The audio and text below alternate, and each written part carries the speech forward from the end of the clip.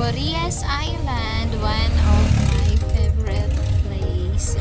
So ito, on the way na kami to Borias Island from Bicol.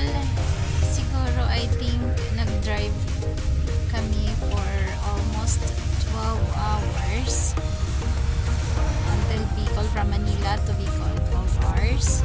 Then dating namin ng Piodoran, sakay naman kami dyan ng barko or bangka.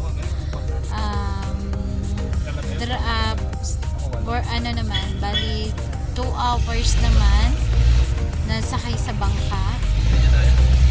Then after 2 hours we're gonna reach Borias Island. So ayan, ito na, sa Bicol pa lang kami dun time na yan. Anong mayroon sa Borias Island? That one, ang ganda ng place, ang ganda ng dagat, malinis, super linis.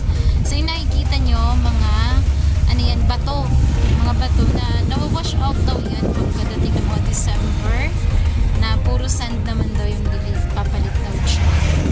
So ang linis ng dagat dyan, napaka linaw, yung tipong pagkaligo mo kahit di ka magbanlaw, di ka mangangati, ganon. Walang dumi yung dagat, tapos wala ring alon, para siyang hindi ka masyadong matatakot sa dagat kasi hindi siya maalon. Na-experience nga kami na nalaglag dyan yung eyeglass ng best friend ko. We found out pa rin, hindi siya tinangay ng alon or whatever. Ganun siya ka-safe na dagat. So, kaya favorite namin yan. So, ito yung una naming punta dyan. Picture taking with the family. So, ayan. Enjoy. Super enjoy. Ano mayroon sa Borias Island? Ang sarap na mga isla. So, ito na yung pabalik na kami. Pabalik ng Bicol. Ayan, madaling araw ang biyahe. Pabalik ng Bicol. Ayan, natutanaw namin si Mayon Volcano.